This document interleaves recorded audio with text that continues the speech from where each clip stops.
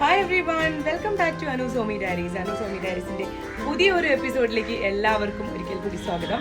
ഇന്നത്തെ എപ്പിസോഡിന് ഒരു പ്രത്യേകതയുണ്ട്. നമ്മൾ 1K സബ്സ്ക്രൈബേഴ്സ് ആയതിനു ശേഷം ഞാൻ നിങ്ങളുടെ മുന്നിൽ വന്നിട്ട് നിങ്ങളോട് നന്ദി പറഞ്ഞിട്ടില്ല. അപ്പം ഒരുപാട് നന്ദി. നിങ്ങളുടെ സപ്പോർട്ട് കൊണ്ട് മാത്രമാണ് ഈ ഒരു സ്റ്റേജ് വരെ എനിക്ക് എത്താൻ സാധിച്ചത്. തുടർന്നും ഈ ഒരു സപ്പോർട്ട് ഞാൻ പ്രതീക്ഷിക്കുന്നുണ്ട്. അപ്പം നമുക്ക് ഇനി 10K അങ്ങനെ നമുക്ക് 1 മില്യൺ വരെ പോകാനുള്ളതാണ്. നിങ്ങളുടെ സപ്പോർട്ട് എനിക്ക് വേണം. അപ്പോൾ ഇന്ന് ഒരു ഓണം സ്പെഷ്യൽ കൂടെ ആയിട്ടുള്ള വ്ളോഗാണ്. കാരണം ഓണം വരാറായല്ലോ. അപ്പം അതിന് മുന്നേ വീട്ടിൽ നമുക്ക് എളുപ്പത്തിൽ തയ്യാറാക്കാൻ പറ്റുന്ന ഒരു ബീട്രൂട്ട് പച്ചടിയുടെ റെസിപ്പീസും, അതേപോലെ നിങ്ങൾക്കറിയാം ഞാൻ കോഴിക്കോട്ടുകാരിയാണെന്ന്.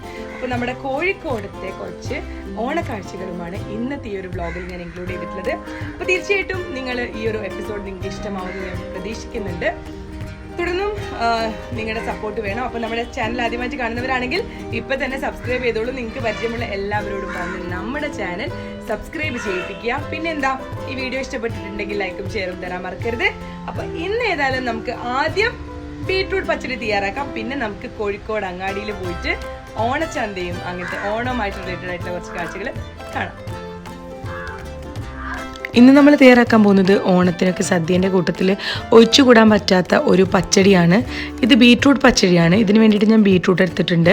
ഒരു ബീട്രൂട്ട് ചെറുതായിട്ട് ചോപ്പ് ചെയ്തത്, പിന്നെ കുറച്ച് കറിവേപ്പില വേണം, ഒരു പച്ചമുളക് എടുത്തിട്ടുണ്ട്, കുറച്ച് കടുക് എടുത്ത് വെക്കുക, കുറച്ച് തൈര് വേണം, കുറച്ച് ഉപ്പ്, പിന്നെ ഒരു അരമുറി തേങ്ങ വേണം, കുറച്ച് ജീരകം എടുത്ത് വെക്കുക, അതേപോലെ ആവശ്യത്തിന് വെള്ളം, വെളിച്ചെണ്ണ. ഇത്രയും ചേരുവകളാണ് നമുക്ക് ആവശ്യം. ഇതൊരു നാടൻ വിഭവമായതുകൊണ്ട് നമ്മളും ഇത് നാടൻ രീതിയിൽ തന്നെയാണ് തയ്യാറാക്കുന്നത്.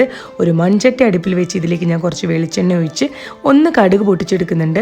നമ്മൾ പച്ചടിയിൽ സാധാരണ കടുക് പൊട്ടിക്കുകയും വെളിച്ചെണ്ണ ഒഴിക്കുകയും ഒന്നും ചെയ്യാറില്ല. പക്ഷേ ഒരു എക്സ്ട്രാ ടേസ്റ്റിന് വേണ്ടിയിട്ടാണ്. ഇതിലേക്ക് ഞാൻ കുറച്ച് കറിവേപ്പില ഇട്ട് കൊടുത്തിട്ടുണ്ട്. കറിവേപ്പിലയും കടുകും ഒന്ന് പൊട്ടിക്കഴിഞ്ഞാൽ നമുക്കിതിലേക്ക് നമ്മൾ എടുത്ത് വെച്ചിട്ടുള്ള ഒരു ബീട്രൂട്ട് ചെറുതായിട്ട് ചോപ്പ് ചെയ്തത് ചേർത്ത് ഇതിലേക്ക് ആവശ്യത്തിന് വെള്ളവും ഉപ്പും ഒക്കെ ചേർത്ത് ഒന്ന് വേവിച്ചെടുക്കാം. അപ്പോൾ നന്നായിട്ട് നമ്മൾ മൂടി വെച്ചിട്ടാണ് ഇത് വേവിക്കുന്നത്. ഇനി നമുക്കിതിലേക്ക് ആവശ്യത്തിന് ഉപ്പ് ചേർത്ത് കൊടുക്കാം. മൂടി വെച്ചിട്ടൊന്ന് ഇതിനെ വേവിച്ചെടുക്കണം. നമ്മളെ ബീട്രൂട്ട് ഇപ്പോൾ ഓൾമോസ്റ്റ് വെന്ത് വരുന്നുണ്ട്.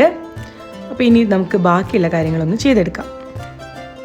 ഇനി നമുക്കൊരു മിക്സിയുടെ ജാർ എടുത്തിട്ട് അതിലേക്ക് അരമുറി തേങ്ങ ചേർത്ത് കൊടുക്കാം. തേങ്ങ ഇട്ടതിന് ശേഷം അതിലേക്ക് നമുക്ക് ബാക്കിയുള്ള നമ്മൾ എടുത്ത് വെച്ചിട്ടുള്ള കാര്യങ്ങൾ കൂടെ ഒന്ന് ചേർത്ത് കൊടുക്കണം. ഒരു നുള്ള് ജീരകം ഇട്ടിട്ടുണ്ട് ഞാൻ. അതേപോലെ ഒരു നുള്ള് കടുക് നമുക്കിതിൻ്റെ കൂട്ടത്തിൽ അരച്ചെടുക്കണം.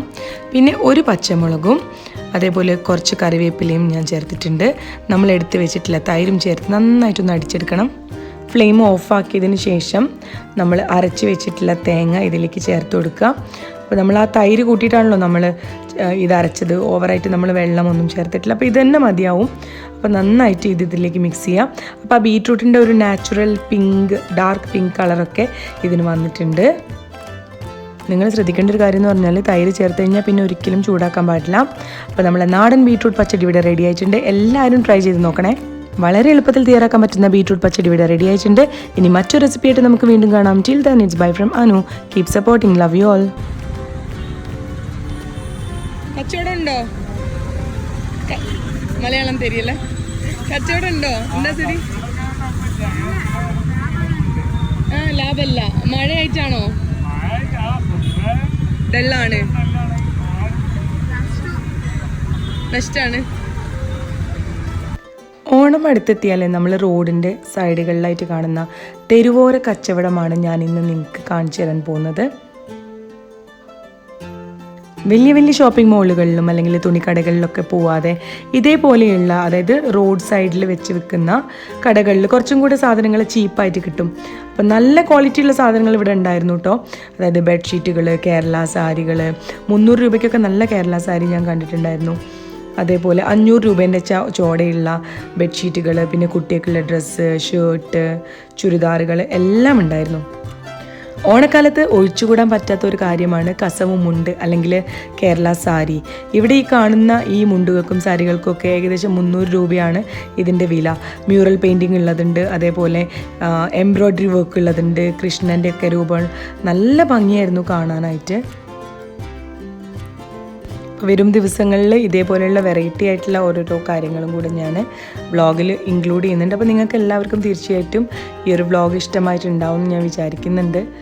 അപ്പം ഈ ഓണക്കാലത്ത് മഴയും കൂടെ ശക്തമായതുകൊണ്ട് ബിസിനസ്സൊക്കെ ഡള്ളാണെന്നാണ് എല്ലാവരും പറയുന്നത്.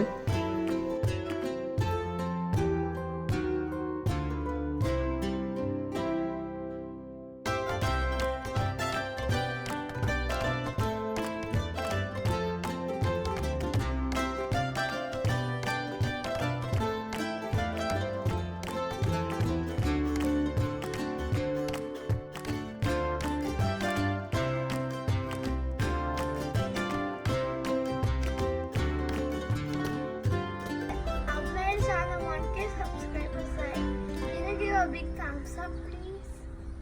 How can we give a thumbs up, Ayan? Is that the way to give a thumbs up? Okay, thank you.